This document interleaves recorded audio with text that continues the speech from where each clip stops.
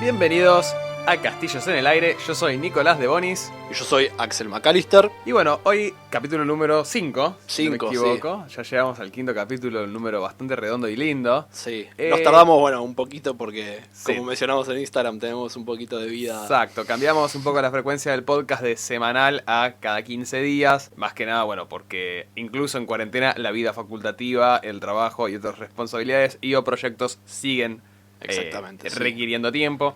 Y la verdad que era un poco inhumano sacar un capítulo todas las semanas. No por una cuestión de contenido nos sobra. Sí, Pero la verdad es que era un esfuerzo demasiado fuerte y demasiado, consumidor de tiempo. sí, me parece que también daba que las primeras semanas de cuarentena las cosas había menos responsabilidades o menos movimiento. Sí, Y a medida que las cosas se van liberando un poco, empiezan a aparecer, ¿no? Como de vuelta esas responsabilidades. En tu caso, la facultad de vuelta, sí, las exámenes. cosas para hacer. Y eso de repente fue un tiempo que por ahí no habíamos contado por ahí al principio cuando arrancamos este podcast. Y dijimos tal vez 2 semanas creo que va mejor para lo que... Total, sí. Pero bueno, antes de ir de lleno, ¿no? Quizás el capítulo de hoy, en lo que vamos a hablar, no sé, charlar, ¿en qué andás? ¿En qué andás, Axel? Contanos, ¿en qué andás? ¿Qué ¿En onda? qué ando? La vida. Bien, nada, estoy volviendo a jugar rol online. Tenía un problemita de no tener internet Claro. durante un par de Sí, te días. he sufrido. Que lo sufriste. Pero bueno, bien, adaptándome un poquito de vuelta, haciendo un poco de todo, menos laburando porque, no estoy... Mi empresa está frenada mientras la cuarentena dure. ¿En qué trabajas, Axel? En construcción. En construcción. Lo odio, chicos, pero hago eso. Es un buen laburo después de todo. Pero nada, sí, está totalmente frenado. Así que nada, no me queda más que esperar y en el mientras tanto desarrollar alguna que otro hobby como este. Pero bueno, no sé, ayer por ejemplo arranqué una mesa de rol nueva. Genial. De hecho con nuestro amigo Amadeo que mencionamos previamente. Lo vivimos Lo tirando vamos a flores. seguir mencionando porque... Y con otra más, con Pablo esta con vez. Pablo Paolo Que también. es el perfecto ejemplo de un jugador responsable dentro de una mesa. Tal cual. Bueno, arranqué con ellos dos, un amigo de Amadeo y también con Santi, que es un amigo mío, que escuchó el primer capítulo del podcast y me dijo, quiero jugar. Y le dije, bueno, ok. Funcionó, el podcast funcionó. Funcionó, Vamos. me conseguí un jugador nuevo. Así que está probando. Vamos a jugar con un juego que tenía ganas de probar, que se llama Simbarum, que hoy por ahí voy a estar mencionando un poquito como ejemplos y demás, que es un juego de Dark Fantasy. No sé, me llamó la atención, lo quiero probar y pinta bastante bien. Así que, un poco en eso. ¿Vos? ¿En qué? Bueno, yo como dijimos recién, no estoy con el estudio, de las épocas de parciales, digamos. Estudio, como había dicho, edición, es decir, producción de libros. Y bueno, justo en particular tengo un particular gusto, ¿no? con este tópico que estudio y le estoy encontrando la vuelta de tuerca. Y mi idea es empezar a enfocarlo en los juegos de rol y los juegos de mesa. Tienen un gran contenido, un gran, soporte editorial encima. De hecho, las empresas, las marcas o las firmas que publican, son publishers. De hecho, el publisher es un título muy, muy relacionado con el mundo del libro y del material impreso. Entonces, una de las cosas en las cuales a mí me gustaría mucho orientar, ¿no? Todo esto de la carrera de edición es en la producción de juegos de mesa o de juegos de rol, el laburo, del manual. Tiene toda una cuestión, de diseño y de interfaz, que es importante, ¿no? Justo, quizás en diferencia con un libro. Y me parece un buen proyecto. Terminamos con el podcast y nos ponemos a hacer un juego de rol. Me parece perfecto, listo. O lo hacemos en paralelo, ya fue. En paralelo, sí, total.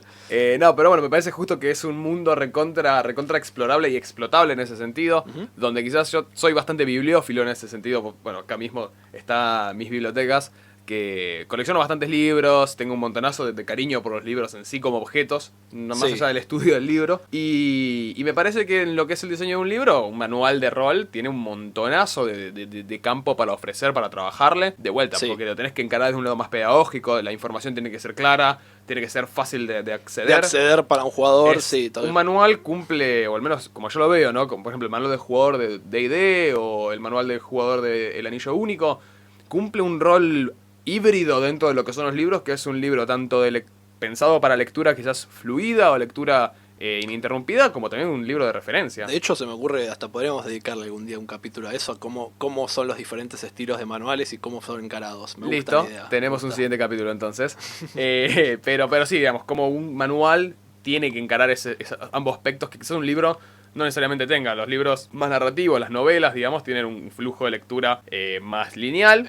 Sí, es claro, es exacto. Es como un plot, una línea, digamos, de Claro. cómo se desarrollan las cosas, mientras que el manual tiene que abarcar qué cosas podés desarrollar. Exactamente, sí. Y por ejemplo, vos tenés dentro de lo que es, bueno, tenés el libro de la novela y después tenés quizás un libro de leyes o tenés un tipo, de vuelta, la Constitución. Vamos a poner un ejemplo recontra, digamos, excesivo, pero la Biblia, por ejemplo, también puede ser un libro de referencia, ¿no? Donde vas a un salmo, donde vas a un artículo en algún libro de leyes.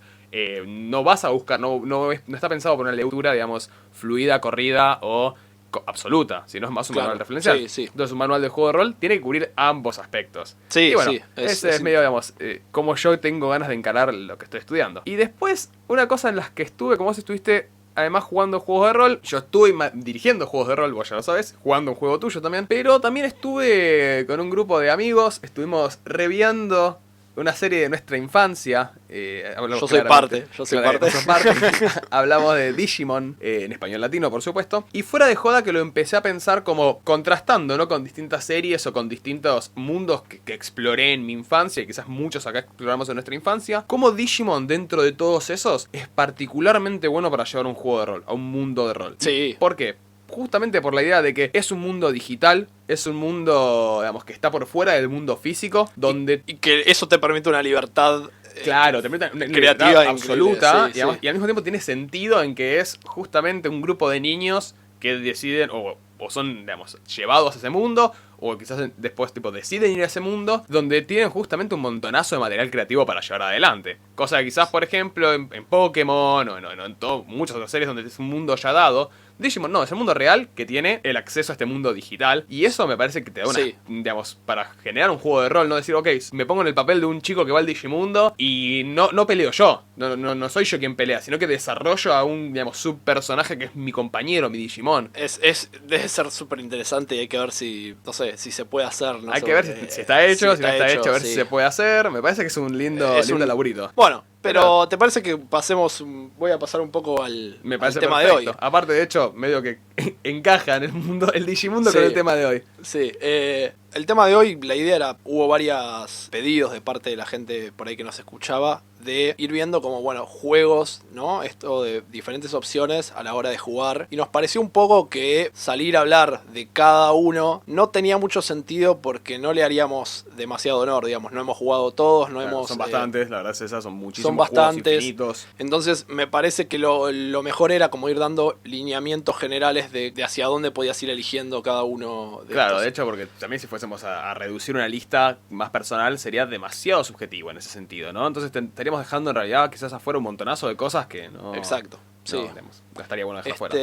Entonces en eso hubo como la idea de ir un poco con dos mood, ¿no? Como dos ambientes generales que tenían que ver, basándonos un poco en lo que es por ahí fantasía heroica o fantasía épica contra la fantasía oscura, pero también ese mismo tono se puede agregar para lo mismo la ciencia ficción o otros géneros. Y en eso, nada, desarrollar por ahí esos lineamientos generales y dar ejemplos de cuáles son juegos que pueden ir hacia uno y otro, porque eso les va a dar una idea de, bueno, quieren correr o qué opciones hay dentro de todo eso. Me pareció que era mejor que salir a explicar cada uno de los juegos. Totalmente, sí. Es como ir a lo general. Lo primero por ahí, una palabra por ahí rápida, porque hay, para aquellos que estén investigando o que hay sistemas de mecánicas que son genéricos, que se pueden usar para un setting que quieran, o por ahí quieren desarrollar un juego en el mundo de X novela y no existe. Bueno, hay sistemas que son sistemas de reglas generales, entre los que por ahí son famosos Savage Worlds, que está bueno para aplicarlo a juego de minis y de grilla como es D&D. Tenés el caso de Gamshu, que es un sistema para por ahí aventuras tipo misterio y en las que hay que de intriga y en las que hay que ir descubriendo cosas y por ahí el marco de la aventura pasa por ahí. O incluso GURPS, que significa Generic Universal Role Playing System, que tiene tipo un montón de libros acerca de un mismo sistema adaptado a, si querés hacerlo en ciencia ficción, bueno, tiene reglas para hacerlo en ciencia ficción, o si querés hacerlo con magia y reglas. Son sistemas generales o que incluso están hechos por si vos querés crear un mundo y ponerle reglas a ese mundo. Hablando de crear mundos, después vamos a estar probablemente tocando en otros capítulos eso, world building. Pero bueno, eso es como una palabra rápida porque me parece que no es lo que vamos a tocar, pero son sistemas generales que pueden servir, que por ahí están interesantes a explorar si es que ninguna de las otras cosas te convence clase o que el mundo que querés explorar no tiene un libro con reglas exactamente. Claro, esto básicamente para agregar un poco a lo que acabas de decir es, digamos, una buena estructura cuando querés inventar rápido un mundo al paso, digamos, estás familiarizado con estos sistemas genéricos y decís,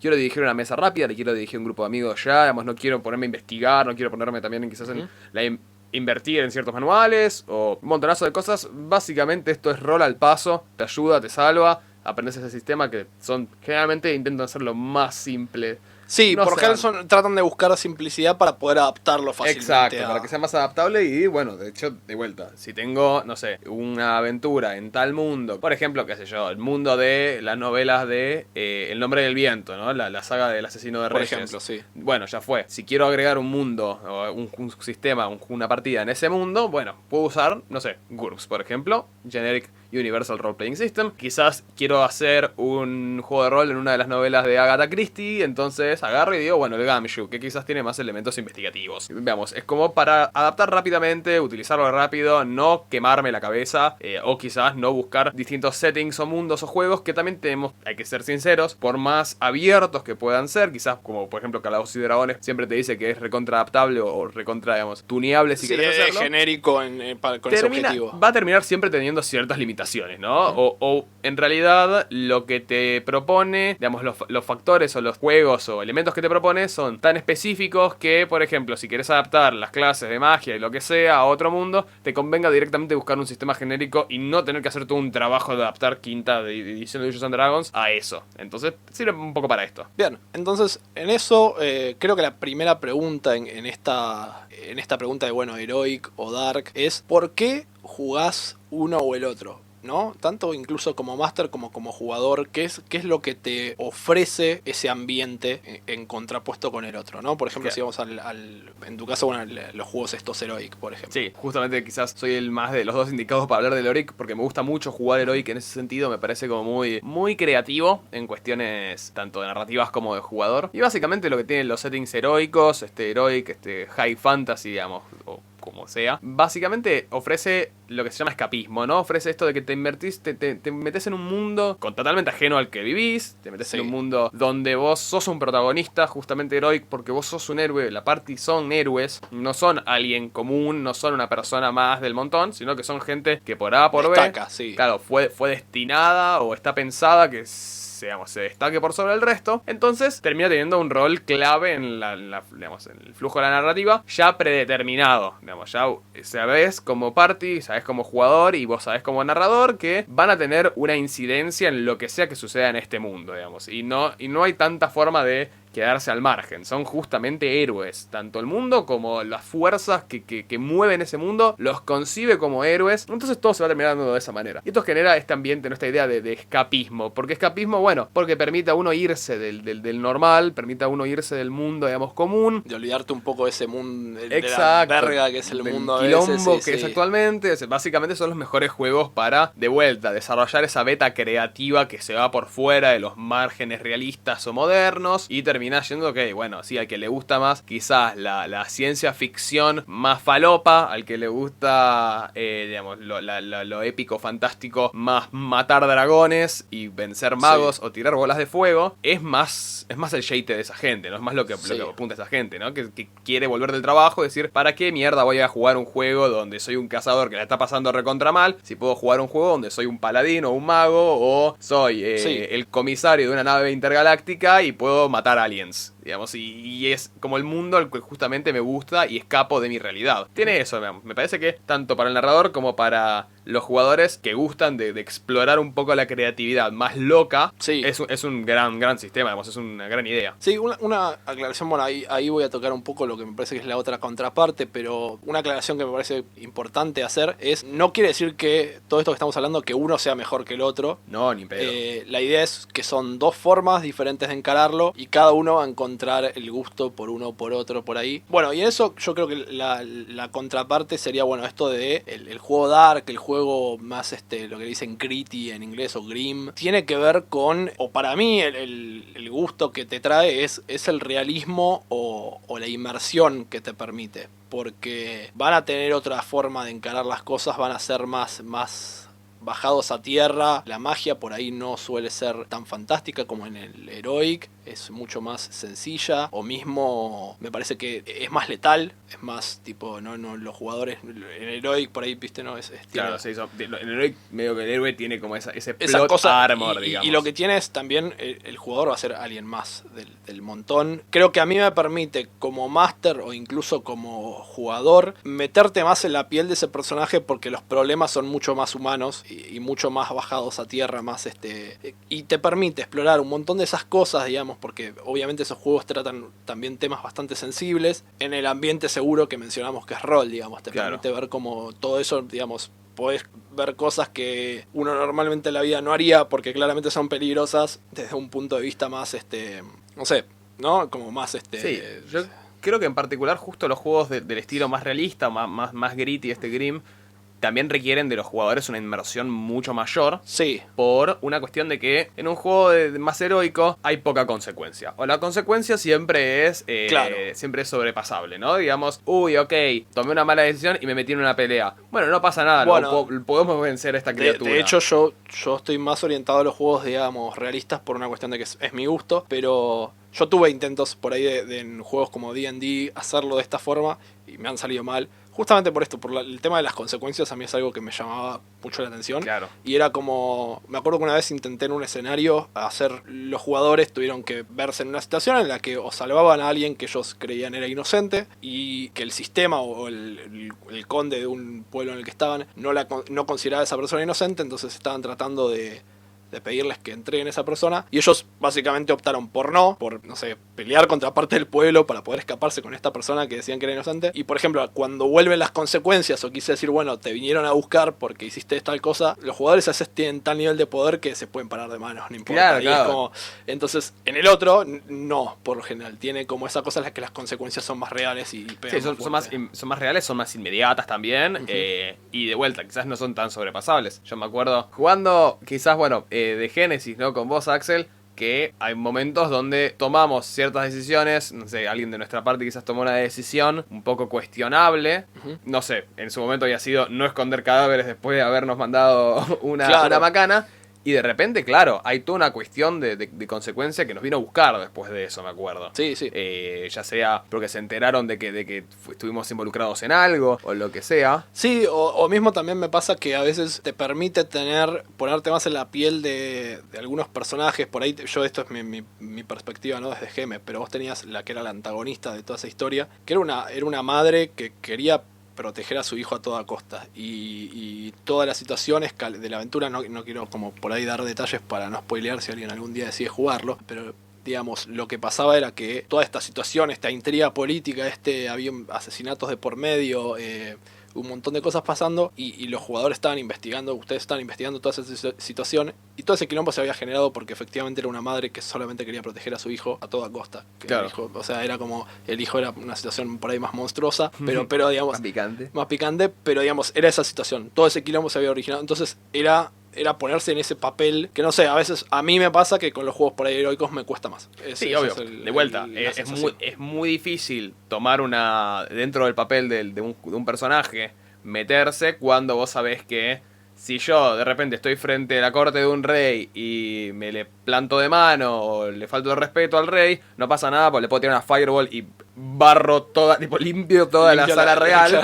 Cuando quizás en un mundo más oscuro y más realista, digamos, donde yo soy un simple peasant, agarro, me le paro de mano a un noble y automáticamente estoy en la horca. Tipo, en una vida y cerrar de ojos, estoy muerto. Es tipo, tu mejor opción es quedar encerrado en la cárcel. Claro, digamos, y actually es una buena opción decir, bueno, me voy preso porque si no, es el cadalso o nada más. Sí. Entonces, es como esa comparativa de que quizás el realismo requiere un poco más de inversión que el escapismo, que es simplemente más, ok, exploro un mundo o vivo más una historia. Sí, que también tiene su appeal, digamos. Obvio. Es como, tiene toda esa cosa de bueno Y, bueno, y esto no es que uno excluya lo otro, no es que un juego realista no tiene más exploración, ni que un juego escapista, digamos, o heroico no tiene inversión, nada que ver. Se pueden lograr, pero son dos moods desde su base diferentes. Exacto, en realidad se definen por el dónde hacen el foco, pero ambos tienen en realidad ambos factores, simplemente que uno hace más foco en otro que en los otros Exacto, que deja de sí, lado. sí. Eso siempre es así. Ninguno acá, no somos Siths, no manejamos en absolutos, sino que es toda una cuestión de matices, de grises. Aguante los Grey Jedi, dale. Exacto. Bueno, otra cosa que por ahí en la que hay una diferencia es la vista general, en el macro de lo que son las aventuras y cómo se manejan las aventuras en ambos tipos. Por ahí voy al caso del realista por ahí, ¿no? En el cual el mundo tiene a tener como ese tono nihilista por ahí y de falta de esperanza, y en donde a veces las victorias son parciales, en el sentido de que tus jugadores pueden agarrar y ir y combatir tal situación y bla, bla, y tal vez eso traiga un par de años de paz para la ciudad en la que están, pero el mundo sigue siendo una mierda. No sé, es como si voy al caso por ahí de Cthulhu, ¿no? No he jugado juegos de Cthulhu, pero por ahí conozco el mundo porque he leído acerca de Lovecraft. Porque es bastante, Y es conocido, digamos, difundido hoy en día. Sí. Pero digamos, por ahí tu grupo de investigadores logra frenar a un grupo de cultistas por ahí antes de que invoquen el portal para traer a alguno de los antiguos. Y está bien, ok, lo lograron y frenaron, y entonces tu ciudad está a salvo. Pero Cthulhu está del otro lado de ese portal y eventualmente lo va a cruzar. Claro, Es hay como, una criatura, hay una criatura abisal que va a estar ahí. cósmica que eventualmente va a arrasar con el mundo, ¿no? Entonces es como que tiene todo ese gusto que vos decís, la victoria va a ser parcial. Hay algo que vas a poder frenar por ahí momentáneamente el mal, pero está ahí y sigue. Entonces, o mismo son gente normal tratando de sobrevivir. Entonces por ahí salvaste una ciudad porque en el momento no querías morir vos. Claro. Pero tipo, el mundo sigue siendo una mierda. Como... Exacto, sí. Y quizás dentro en ese scope, digamos, hay las aventuras más heroicas. Tienen en realidad vamos a acabar con la cepa del mal, vamos a vencer a los villanos y vamos a restaurar el mundo a su orden, digamos, o a su normalidad o a su estado más pacífico. Sí, o mismo tenés campañas épicas y largas en las que por ahí, en este caso los cultistas, sí logran abrir el portal y tu objetivo final es destruir un demonio. Claro, destruir un dios antiguo o lo que fuere. Claro, y vos decís, bueno, ok, tiene todo ese aspecto de épico, de decir, bueno, llego hasta ese punto, ¿no? En el cual me enfrento a un semidios, me enfrento a un... No sé, que es una escala mucho más grande en cuanto a las amenazas con las que peleas. Sí, es completamente desproporcionado. Bueno, por ejemplo, para traer un ejemplo un poco más a lo más popular, digamos, a lo más, por ejemplo, juegos de rol de computadora, no tanto de juegos de mesa, sí. Se me ocurre mucho cuando hablamos dentro del ambiente de la fantasía, ponele en realidad, bueno, de los juegos de rol, se me pone una comparativa, ¿no? Digamos, si tuviese que hablar de un juego de rol medio fantástico, heroico,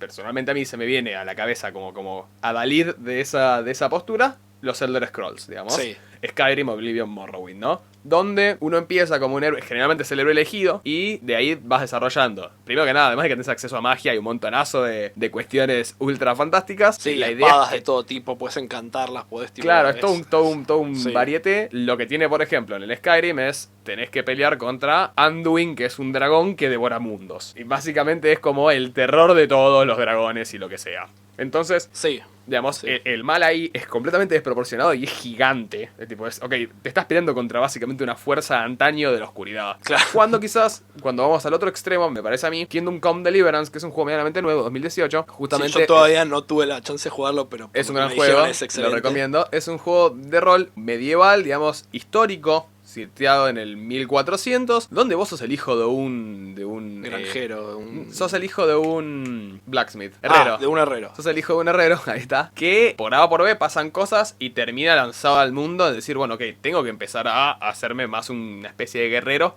porque si no me pasan por encima. Y... ¿Qué era lo que pasaba en la edad ¿Qué es lo que pasaba sí. siempre, digamos? Si sabías manejar una espada, estabas mucho mejor parado. Claro, y ahí, digamos, más allá de que no hay magia y otro juego de rol no es tanto fantástico, lo que sí tiene es, de vuelta, como este realismo, además de un sistema de comida y dormir y todo eso, tiene un scope, una mira mucho más chica. O sea, tu objetivo no es destruir el mal del mundo, tu objetivo es proteger el pueblito sí, o el pequeño reino que tenés, digamos, representar a tu lord. No tenés más que eso, no podés aspirar a más que eso. Digamos, hay fuerzas mucho mayores a vos que están sucediendo de fondo y no podés mediar con ellas. Digamos, y ese sentido de, no tanto de incidencia, de consecuencia que puedes tener en el mundo, varía según la mira del juego, digamos. ¿Podés cambiar y restablecer el orden? ¿O sos simplemente una ficha más del millón de tableros? Sí, y de hecho, justo por ahí este ejemplo de los juegos también nos sirve para ver el tema siguiente, que es un poco las mecánicas, ¿no? Y lo que es las mecánicas, ahora lo vamos a llevar a cómo se traduce en los juegos de rol, pero una de las cosas es la letalidad. Total, la letalidad es clave. No, por ahí en Skyrim, yo me acuerdo, por ahí no sé Skyrim, pero yo Skyrim no lo terminé, pero por ahí me acuerdo de Fallout que sí lo di vuelta. Muy mal ahí, Bueno, perdón, no pude. Pero que tenés momentos en los cuales ya estás tan bien parado que te vienen de a 10 y vos tipo estás ahí Sí. tirándoles con todo y peleando y estás a full. Que de hecho tenés, o te vienen tipo, empezás con goblins y de repente esos goblins se van, a medida que vas subiendo de nivel, se van convirtiendo en otras criaturas más fuertes, pero vos tenés un progreso, digamos, de fuerza. Sí, pero si esos goblins vienen más tarde, Sí, si vienen de 20, los reventás, todos, tipo, y los borrás. Y vos habías contado el caso de Kingdom Come, donde Sí. con los granjeros. Por Claro, ahí, Kingdom Come lo que tiene es, al principio, digamos, en comparativa, justo me pareció un gran ejemplo este nivel de letalidad, donde vos quizás al principio del juego, al azar te encontrás en el camino, mientras vas con tu caballito, 8 granjeros que son bandidos, que te vienen a pegar con hachas de leñadores y cosas de palos de croto, y te fajan porque son 8, y vos quizás, bueno, decís, bueno, a la mierda, entreno, qué sé yo, llegás al final del juego, sos la mano derecha de un lord, sos un knight caballero completamente entrenado, con acceso a las mejores armaduras, te volvés a encontrar a esos 8 granjeros, y te siguen cagando a palos porque son 8. Claro. Porque la lógica es esa, son 8 que te están pegando al mismo tiempo. O sea, no importa que seas una máquina de matar, sos 8 contra 1, te están haciendo mierda. Bueno, y en los juegos de rol, por ahí esto de los heroicos o el Dark Fantasy, reflejan esa misma idea, ¿no? Por ahí en D&D al principio tenés ese grupo de goblins que decís como, me cuesta no sé qué, pero subís un par de niveles y de repente es como, no importa, los puedo volar porque tengo Pues, tal hechizo. Lo one-shoteo. Los mato de una. Mientras que por ahí en el juego de Dark Fantasy no quiere decir que vos no seas más fuerte y que por ahí tenés más facilidad para enfrentarlos, pero ese goblin viene y te mete un fracaso. Un fracaso en el hígado. Y estás en el horno, no importa si sos nivel 1, nivel 20, si tenés poca experiencia o mucha experiencia. Claro, un fracaso en el hígado sigue siendo un fracaso en el Claro, hígado. y tiene como ese gusto que vos decís, la puta madre, tipo, tengo este personaje que era increíble. Y me decís, me agarra el granjero, me metió un buen hachazo y estoy en el horno. Tipo, Conviado. entonces tiene por ahí ese gusto que de hecho, bueno, vamos a llevarlo por ahí a las mecánicas, porque me parece que yo creo, hay quienes creen que no, pero yo creo que el setting y esta ambiente general del setting o el juego que elijas no puede ser dividido de las mecánicas. Hay quienes pueden decirte que el heroico se puede jugar con otras mecánicas o se puede lograr el aspecto dark con las mecánicas de D&D. Yo creo que son totalmente, no es una idea real. Las mecánicas tienen que ser compatibles con el setting para poder dar ese gusto. Como que están pensadas para el setting. Claro, porque digamos, no vas a poder tener una fantasía heroica si tu personaje se muere fácil, y no vas a tener tu fantasía dark si lo mismo, si tu personaje aguanta mucho. No son cosas que, porque también lo que te permite es que, si por ahí, esto de lo llevo a la letalidad porque es por ahí en el que veníamos hablando, pero en una fantasía heroica, la letalidad hace que vos te encuentres con un enemigo y vos digas, vamos a enfrentarlo, porque puedo, porque sé que voy a aguantar, y lo sabes porque literalmente tu hoja de personaje te está diciendo que puedes aguantar. Te la vas a bancar. Mientras que en un juego de Dark Fantasy por ahí, como es Invarum, que me pasa es, te encontrás a un enemigo, le vas a pensar 2 veces, y hay veces que tu respuesta no va a ser, como ustedes digo en The Genesis cuando enfrentaron al psicoquinético, es un bicho, no importa. Un bicho que tira muy cosas locas, la luz que lanza mala. rayos y El bomberazo. y que es el ejemplo que di una vez, creo, no sé si lo di en un programa anterior, pero que Sergio dijo, yo tengo cuchillos, y su mejor opción fue tirarle un misil. Vieron que el misil no sirvió con un lanzacohetes y corrieron. Tipo, corrieron porque dijeron, ok, le acabo de tirar con lo más fuerte que tenía. O, digamos, y hay veces que tiene eso, como tu mejor opción es correr, por lo letal que es, digamos. Para quienes están curiosos al respecto, hay una foto del momento en el cual mi personaje tiene el lanzacohetes y le intentó tirar un misil. Sí.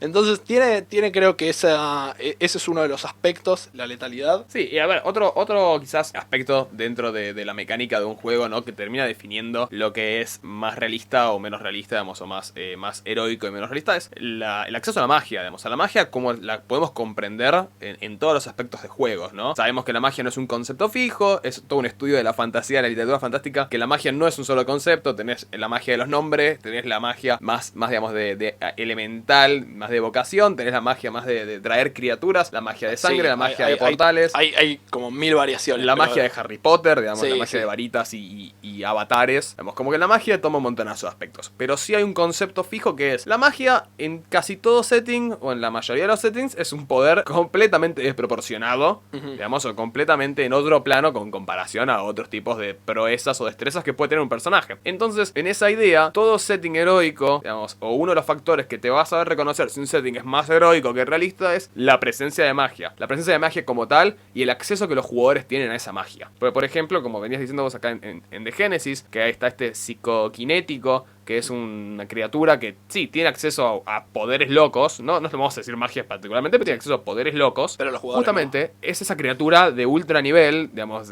totalmente letal, sí, que los jugadores no tienen acceso a esos poderes ultra locos. No hay manera. No hay manera, no, ni llegando a niveles altos. Porque tipo, directamente se significa que es una pérdida del ser, ¿no? Entonces, bueno, acá, digamos, este tipo no de magia, pero sí de poder sobrenatural o supernatural, está delegado directamente a la letalidad del juego. Ok, entonces tiene poderes extraordinarios, pero no son de acceso a los jugadores, por ende es más realista. Ahora, en todos los otros juegos que nos puede ocurrir, digamos, heroicos, sí, los jugadores tienen la capacidad de crearse o de conseguir algún tipo de dote mágica o de poder sobrenatural, de comunión con las criaturas o con los elementos, que termina siendo justamente que las consecuencias o las aptitudes del personaje sean mucho más superiores a, ok, soy el hijo de Carlos. Hay como mucha más disponibilidad, sería. Exacto, es digamos, un arsenal de poderes que va mucho más allá de soy una simple persona que está sujeta a todas las consecuencias del mundo. Justamente la magia y mediar con esos poderes es un poco directamente subordinar las leyes del mundo o subordinar las situaciones del mundo a los poderes que yo tengo disponibles. Mira, justo como un ejemplo que por ahí se me vino ahora a la cabeza, que sirve para no dejarlo solo en la magia. Si fueras al caso de los superhéroes, por ejemplo, y los poderes que pueden tener, si vas a no sé, casos como Marvel, las películas de Marvel, vamos a los Avengers, tipo, todos son como, incluso el que no tiene poderes tiene algún tipo de tiene plata. Tiene plata y un traje increíble que le permite lanzar rayos, ¿no? Digo, ponele el Iron Man. Y si vas a un caso por ahí más dark, más oscuro, tenés el caso de ponerle Watchmen, que es claro, una serie que me fascina, un mundo que me fascina, en el cual, digamos, salvo por Doctor Manhattan, el resto son toda gente que simplemente sabe pelear bien. Claro. Es como, no es que tienen wow los poderes. Por ahí Adrian Bates, que es el Ozymandias, el que viene a ser como el enemigo de los superhéroes. Sí, es cierto antagonista. Es cierto antagonista que tiene es un poco más fuerte que el resto. Pero no sé, Rogers es un chabón que simplemente pasó mucho tiempo en la calle, la tiene clara, claro, y se la banca. Punto. De Comedian tiene acceso a armas. Claro, punto. de Comedian es un tipo un poco más fuerte que el resto y tiene armas. Nada más, o sea, entonces le da todo ese gusto, ¿no? Es como el mismo concepto, pero por ahí en vez de la magia llevado a los superhéroes como para que tengan por ahí esa idea. Claro. Y por ahí, bueno, otro caso que se me ocurre, bueno, ahora el juego que empecé a jugar, Symbaroum, la forma en la que limita la magia es que aprender magia te trae corrupción. Corrupción es como que te corrompes mentalmente, te vuelves malo por aprenderla. Por lo general, incluso el clérigo de la luz y bla, bla, bla. Aprender magia le implica eso, entonces siempre la tratan de mantener chequeada y como controlada, en un mínimo, porque no pueden usarla demasiado porque se corromperían, no pueden aprender demasiada magia porque también trae corrupción. Y justo que menciona la corrupción, esa es otra que por ahí los juegos Dark tienen todos. Todos tienen algún tipo de stat en cuanto a la idea de mental, de sanidad mental. De sanidad mental. En el caso de, por ejemplo, Cthulhu es como súper conocida porque enterarte de cosas te vuelve loco porque tipo... Sí, porque de repente estás viendo una criatura tipo, sí, que tu mente literal no puede comprender, esa es la idea. Bueno, casi todos los juegos Dark tienen algún tipo de mecánica al respecto. Por ahí en los juegos heroicos no. No, o lo tienen, pero no en una mayor presencia. Como claro, dijimos esto de que, por ejemplo, no es que carecen o no. Por ejemplo, sí, vamos a ver bueno, D&D la tiene. D&D tiene, digamos sí, que sobre todo entra en funcionamiento mucho en una aventura particular, que es la de Out of the Abyss. Pero sí, la realidad es Madness. Sí, que no se le hace mucha justicia a la idea de sanity o de sanidad mental. Y incluso en las reglas que tiene el manual del Dungeon Master, de Dungeon Dragons de quinta edición, tiene toda la regla de esta misma de sanity o quizás de locuras que puedes tener o acumular, que quizás no le hace tanto orgullo a cómo está desarrollado en otros sistemas. Por ejemplo, otro juego muy heroico que se llama el Séptimo Mar, Seven Sea, sí, tiene justamente el sistema de que hay un tipo de gente, son los franceses creo, que pueden usar magia, que es la magia de sangre, pero esa magia los corrompe. Tipo, es un poder muy fuerte. Y pero es el caso de ellos. Claro, pero es tan fuerte que, de vuelta, quema. Te consume mal y termina, de hecho, bueno, justamente en Séptimo Mar, al ser un juego heroico donde los personajes no mueren mueren técnicamente, la manera de perder tu personaje es te corrompiste tanto que te volviste malo. Sos un villano. Sí, ese es un concepto interesante. Bueno, y entonces, bueno, eso que mencionaste por ahí me parece una aclaración por ahí buena hacer, que es más una opinión personal, pero no sé, pueden tomarla, dejarla. D&D trae en el Dungeon Master Guide, que es como para el GM, un montón de reglas extras para poder decir como, bueno, lo hago más heavy, más oscuro. Y yo previamente lo he intentado y en mi opinión no termina de hacerle justicia. Me parece que es, como dijiste, o sea, me parece que hay algo que es, desde el fundamento D&D no es esa clase de juego, y si bien hay un montón de intentos, hay gente que son third party, sería como que adaptan el sistema de D&D a su propio juego y hacen esas cosas. Surgir de Dragon, Pi 2. Que han intentado por ahí hacerlo más oscuro, pero en mi opinión siempre estás destinado a fallar, porque D&D no pasa solamente por, bueno, si te recuperas rápido o no te recuperas rápido. D&D es en todos sus aspectos, está pensado para un juego heroico. La cantidad de hechizos que puedes lanzar, la cantidad de vida y cómo la recuperás, los monstruos, todos los stats de los monstruos están pensados para que el vos... acceso a los poderes que tenés también. Sí, digamos. sí, o sea, es como que todo entonces, el nivel de trabajo que tenés que meter para poder llevar D&D y aún así por ahí fallar, claro, digamos, a ese punto como oscuro, es conveniente agarrar otro juego, pero aún así por ahí me parece que si querés jugar heroico, D&D es la mejor opción, entonces es como tipo... Y de vuelta, y en realidad también se permite explorar, investigar o intentar adaptar. De vuelta, hay aventuras que están más un poquito enfocadas a eso, como Autos de Abyss, y tenés los recursos, pero no es realmente una recomendación. Foco, como dijiste, claro. no es el foco principal del juego. No es el foco, digamos, son elementos que están presentes, pero la verdad que para tener ese tipo de experiencia quizás es mejor ir a otro punto del espectro, digamos. Sí, totalmente. Y bueno, quizás también hablando de lo que puede ser más con la sanidad, con la escasez o abundancia de la magia, también vienen los juegos, todo esto con relación a las consecuencias, el factor de supervivencia que tiene un juego. Que referimos básicamente en supervivencia es, ok, ¿qué es lo que necesita un jugador, un personaje para sobrevivir, digamos, el día a día? Como que la única pelea, el único obstáculo o objetivo no es solo... ok, matar al villano o resolver el conflicto, sino que también tenés en la vida cotidiana. Ya estamos hablando de consumir comida, dormir, descansar, limpiarse.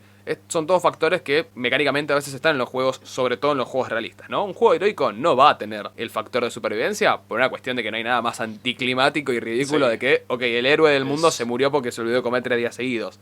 Claro, es como que... Sí, no es el objetivo para nada decir, claro.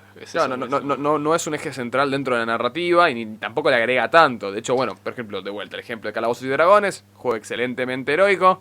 Tenés un hechizo que se llama Goodberry o Vaya Buena, que básicamente cuando la comes te sacía por el resto del día. Y te da los nutrientes, o sea, claro, te nutre para comer todo un día. Es perfecto, además. Y justamente cubre ese bache de el factor de comida o sorpresa. Y también es muy común que en las mesas de rol, no sé, de Dungeons and Dragons, ni siquiera se lleve un rastro de las raciones ni de las comidas.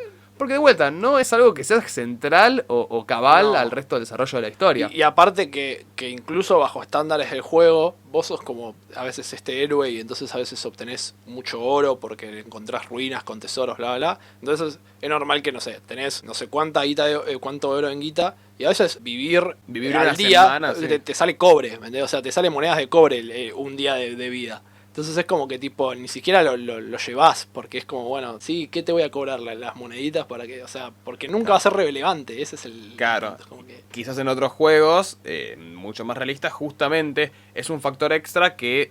Primero, le agrega más picor al juego, le agrega como más, ok, tenés que meterte más en el personaje. Y de vuelta, al ser una persona que está sujeta a las leyes cotidianas como cualquier otra persona, también le suma la inmersión, ¿no? Tenés que tener en cuenta de que sos... Y claro, y que por ahí mientras te mantengas en la parte civilizada, donde una ciudad, bla, bla, bla, tenés acceso, buenísimo. Te fuiste un poco el camino y de repente salí a cazar, flaco. Buena suerte.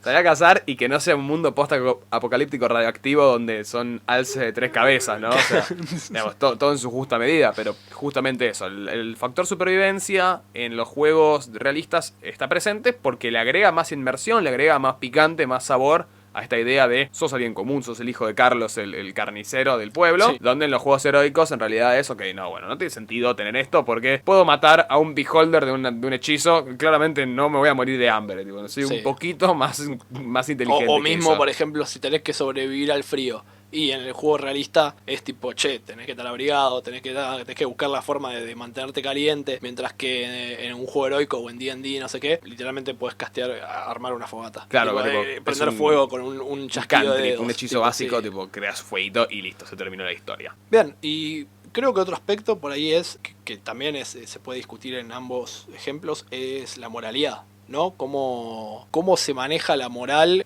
los alineamientos en cada uno de estos tipos de ambiente. Porque, por ejemplo, en los juegos más realistas siempre vas a tener matices de grises. Casi nunca no están bien determinadas, ¿no? Como el bien, el mal. Es como que siempre son matices de grises. Siempre, casi te diría que el otro día lo estaba pensando un poco. No hay villanos de por sí. Lo que hay son enemigos. Tenés como gente que tiene una agenda diferente a la tuya o opuesta y que por lo tanto no tiene sentido, digamos, no tiene sentido, digo, no hay un bien y un mal. Por ejemplo, hay oponentes, digamos. Claro, hay oponentes, hay gente que, a ver, en Symbaroum pongo el ejemplo, por ahí una breve descripción del setting, pero son humanos que abandonan una tierra que sufrió guerra, sufrió su reino, sufrió un montón de guerras, la terminaron ganando, pero la tierra queda devastada. Entonces cruzan unas montañas y conquistan una tierra nueva, muy fértil, etcétera, y tenés un bosque en el que, o sea, parte de esas tierras están conquistadas por ciertas tribus bárbaras y un bosque que también lo habitan esas tribus o elfos. Y desde el punto de vista del jugador, casi siempre jugás a los humanos estos, los conquistadores, y su pensamiento es, ok, estoy tratando de escapar a un lugar, una nueva vida, una nueva esperanza para continuar con mi vida, porque quedó todo devastado del otro lado, y literalmente su dios, o sea, o en su pensamiento, su religión, está bien que hagan eso, ¿no? Entonces, como que todo el concepto para ellos está bien, o sea, desde su punto de vista lo merecen, porque es su oportunidad de conseguir una mejor vida. Claro. Y desde el punto o sea, desde la moralidad, que manejaríamos hoy en día, siglo XXI, claramente son conquistadores que tipo le están quitando la tierra a estas tribus, o a los elfos, digamos, pero siempre manejan esas cosas, o sea, dependiendo de qué lado estés parado, estás pensando una cosa u otra. Claro, depende mucho del cristal con el que se mire. Y en cambio, quizás en los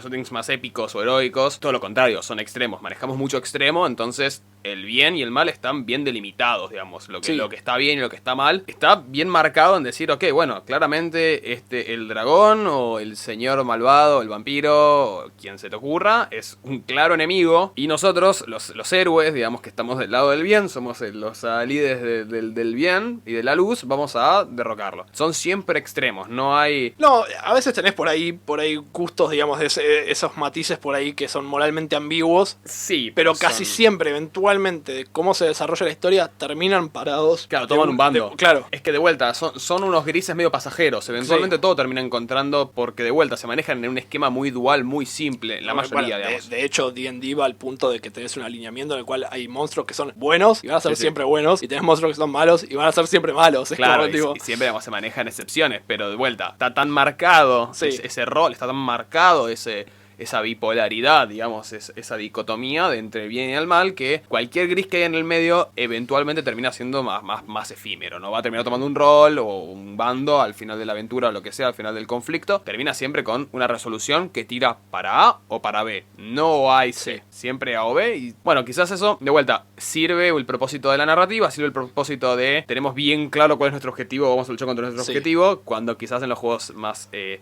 oscuros es es todo más difuso, está todo más a interpretación, y también hay veces que la situación te lleva a tener que tomar decisiones un poco grises, digamos. Sí, bueno, es un ejemplo que por ahí se para, creo que en el medio de todo eso, que te lo había mencionado antes de que grabáramos, eran los casos del Sword and Sorcery, que es como la fantasía old school, por así decirlo. Conan el Bárbaro, por ejemplo. Claro. Que siempre tenés como este caso del mago que es malo porque es malo y que vive en una torre, y por general son mundos en los que la magia es muy poco común. Entonces este mago malvado, bla, bla, bla. Pero los héroes en el Sword and Sorcery en general son héroes que por lo general hay algún mago o etcétera, pero casi todos son gente mala, o no gente mala, pero son gente que bandidos o etcétera, que probablemente terminan salvando el día, pero digamos, no es que estaban ahí porque eran buenos, simplemente por ahí estaban. Entonces se para un poco en el medio porque el mal está muy marcado, pero digamos, tu personaje tampoco es lo mejor que hay. Claro, es medio como un oportunismo. Claro, y por ahí él termina la historia y se convierten en rey y son el rey bueno, pero arrancaron desde un punto totalmente diferente. Es como un tipo de fantasía que siempre está ahí medio en el medio. Hablando de reyes buenos, del mal marcado y de que nosotros no somos tan piolas. Vamos a hablar de un ejemplo muy claro. Si yo me refiero al Señor de los Anillos, ¿no? Sí. Si yo me refiero, por ejemplo, al Hobbit, particularmente. Sí. ¿Vos cómo posicionarías al Hobbit dentro de este esquema? Para mí el Hobbit es un poco esta fantasía heroica. Son este grupo que sale en busca de recuperar, ¿no? Erebor y de derrotar al dragón para poder recuperar este hogar de los enanos. Y tiene como toda esa escala, ¿no? Viste, medio masiva, enfrentan a un dragón, es algo como totalmente impensado. Y tienen que recuperar la ciudad perdida de los enanos, tiene toda esa, ¿no? El bien está marcado, el mal está marcado. Exacto. Y tiene un principio y un final y listo. Y vos vas al Señor de los Anillos, si querés, que es como y es más Sword and Sorcery. Es mucho más Sorcery, sin duda. Porque cuando arranca, por ahí hacia el final no, pero cuando arranca el mundo está totalmente en decadencia. Es tipo... Al final también sigue en decadencia, pero menos marcada, claro, como el bien logra vencer. Pero al principio es tipo, tenés Mordor, los humanos están totalmente divididos. Claro. Que es lo que dice, tipo, literal la línea de Elrond cuando dice los humanos están divididos, y es literal, o sea, es Rohan que está tipo en cualquiera, Gondor también está mal porque no tiene a sus herederos correcto, o sea, los hombres que después se unen con Sauron, tipo, claro, o sea, totalmente en cumbia. Es como que los elfos están en cualquiera, se quieren ir a la mierda, no es que están ahí. Los enanos se encierran en las montañas. Sí, tiene toda esa cosa que es mucho más oscura, digamos, que por ahí en el Hobbit, que es una aventura más... Vos también una vez me lo dijiste que por ahí el libro del Hobbit está escrito más como para chicos. Claro, o sea, también es como enfoque de vuelta, y también es ver cómo este quizás contexto, esta idea, esta noción, manejar estos dos conceptos de heroico y de quizás no tan heroico o más realista, sirve también un propósito narrativo siempre. Entonces en el Hobbit, claramente, para contar una historia más de corazón liviano, ¿viste? Una historia más simpática, más de moraleja, digamos, funciona mucho más el sistema épico, heroico, donde tipo se termina el conflicto y todo bien, y después tenés en realidad para contar una historia, una narrativa mucho más condensada, mucho más pesada en cuestiones tanto de mundo como en cuestiones de desarrollo de personajes y más crítica, te sirve mucho más la narrativa realista o más tirando al oscuro, ¿no? Uh-huh. Porque, de vuelta, al no tratar tanto en absolutos, te permite mucho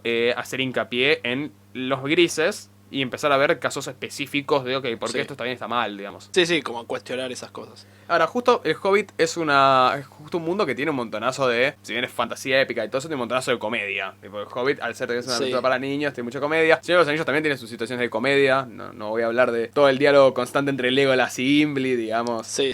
Y todo un montonazo de juegos de tanto de realismo como de heroico tiene su gran cuota de comedia. Sí, yo en cuanto a eso, claro, bueno, para ejemplos, tu mesa, digo, cuando Pointy Years Pioneers, la mesa que habíamos armado, claro, la mesa que hablamos era a veces que podíamos estar horas y horas, o sea, era un juego heroico, pero digo, teníamos horas enteras que era cagarnos de risa. Era de risa y nada rol más para hacer risa. Total.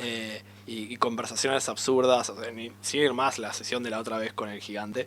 Claro, la sesión con el gigante. Con ese chiste totalmente pullado, pero digamos, era como tiene esas cosas que mientras me parece que, y esto es por ahí desde mi punto de vista, que me gusta más todo lo que es realista, es una aclaración o casi una advertencia, diría, no intenten limitar esa comedia en los juegos realistas. En los juegos realistas, porque en algún punto es tu contraste necesario. El que un mundo sea tan oscuro, tan bla, bla, bla, que todo el tiempo es como que la estás pasando mal, estás en tensión. Es necesario esos momentos de relajación justamente para poder contrastar, y también porque si no se hace pesado de llevar. Es como que... Sí, es medio que se pierde el hilo, no tenés momentos, porque también, digamos, requiere tanta inmersión y requiere tanto enfoque que también necesitas un poco de descomprimir y decir, bueno, un listo, segundo. Claro, pues, ¿no? respiro, exacto. O sea, sí. Me acuerdo de vuelta, en tu mesa de Génesis, nosotros justamente en la escena donde estábamos contra esta criatura psicoquinética y teníamos un lanzamisiles, era la escena de cagarnos de risa de ser Pedro y Sergio atrás, tipo, sosteniéndome porque no era muy fuerte yo, sosteniéndome el lanzamisiles y cargando rápido, cagándonos de risa. Sí, en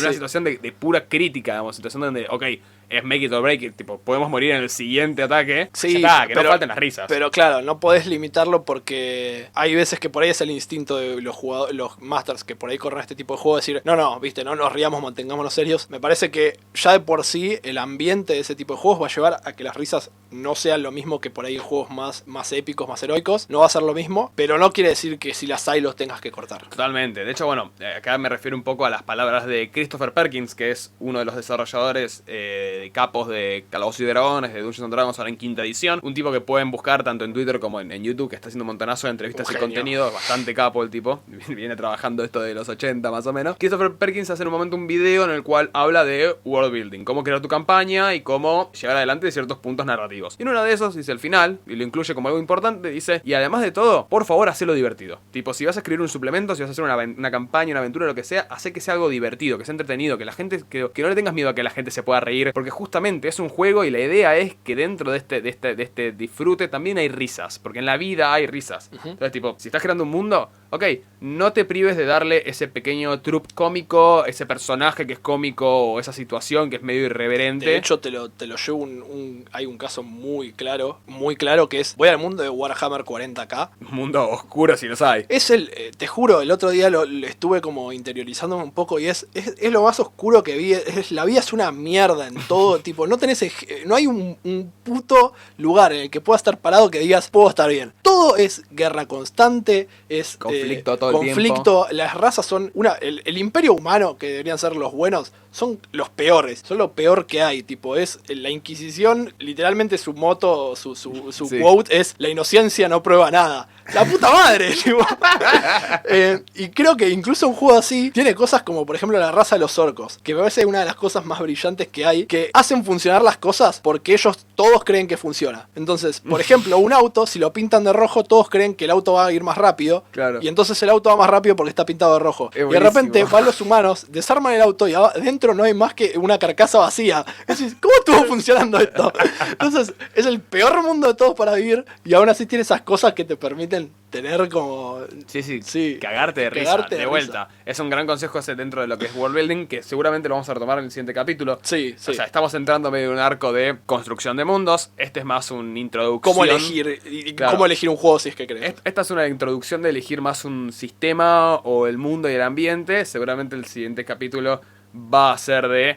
Ok, herramientas más concretas y procesos creativos un poco más personales de Axel y míos sobre cómo encarar y escribir un mundo de cero, tipo, tomando un sistema o un mundo como quieras, ok, escribirte una aventura, un contexto, lo que necesites para arrancar una aventura, digamos, tanto para arrancar una aventura desde el lado de narrador, como también para escribir quizás incluso si tenés ganas de escribir una historia de punto, digamos, no necesariamente para correr vos, para que corra otra persona, o escribir un cuento. Son herramientas que tienen una universalidad bastante interesante dentro de todo, y es todo este vals que se hace dentro de los juegos de rol, la narrativa y la literatura en general. ¿Te parece que vayamos con un par de ejemplos antes de cerrar? Por favor, me encantaría. Sí. Mira, yo estuve reuniendo un par, pero me parece por ahí, dentro de lo que es heroic o este ambiente más lighthearted, vamos a decir, está, bueno, D&D obviamente, o Pathfinder. Chicos, desechen Pathfinder, D&D es mejor. Esa es opinión personal, pero bueno, casi que es un fact. Claro. Tienen Seven Seas, que bueno, Nico mencionó brevemente, que me parece es un juego que ha ganado premios, es buenísimo. Franco Tarditi, nuestro amigo, nos lo había corrido una vez. Que literalmente es un mundo que está como basado en Europa del 1400-1500, pero con culturas totalmente diferentes. Claro. Y con esta cosa de más piratas y marítimo, el mar. Claro, más de mar. O sea, es el género Swashbuckling, se le dice que tiene que ver con esto de, bueno, piratas y qué sé yo, y escenas súper llenas de acción y fantásticas. Y está esto del héroe, de la... Piratas del Caribe. Sí, Piratas del Caribe, digamos, ¿no? Ese es como el ejemplo, pero que también tiene la intriga política, porque si están en tierra tenés como esa cosa de intriga política, también tiene ejemplos por ahí de eso y está bueno. Exalted Sura, que yo nunca llegué a jugar, pero que bueno, nuestro amigo Max nos lo había recomendado en su momento. Exalted sí. Que literal jugás un semidios. Un semidios y peleás contra 100 personas. Claro, y de hecho, bueno, una de las mecánicas históricas de Exalted es que a medida que vas desarrollando, a medida que vas siendo más explícito en lo que estás haciendo, se van sumando mejores tiradas o se te van sumando más bonificadores. Y si nos vamos al lado por ahí de la ciencia ficción, se me ocurren dos ejemplos. Uno son los juegos de Star Wars. Están ahora, creo que los derechos los tiene Fantasy Flight Games, que es una empresa que hace a veces juegos de rol o juegos de mesa, que tiene bastantes como ejemplos. Si querés jugar Jedi, si querés jugar... Son juegos diferentes, literal. En uno jugás todo Jedi, en uno... pero está muy bueno, o sea, lo conocemos todos, es Star Wars. Sí, es un mundo re expandido. Y es un mundo re expandido y es más del estilo heroico, porque bueno, nada, han visto las películas, o sea que claro, saben tipo, son de siempre qué la va. luz contra la oscuridad. Y lo que tiene también, de vuelta, como recomendación personal, así como correr tipo Calabozos y Dragones, también correr Star Wars tiene el gran plus justamente de que tiene todo un marco teórico detrás, tiene una cantidad de contenido de novelas canon, no canon, Disney, no Disney, que está buenísimo para expandir un poco la cuota creativa que tenemos sobre ese mundo, de un manejo distinto.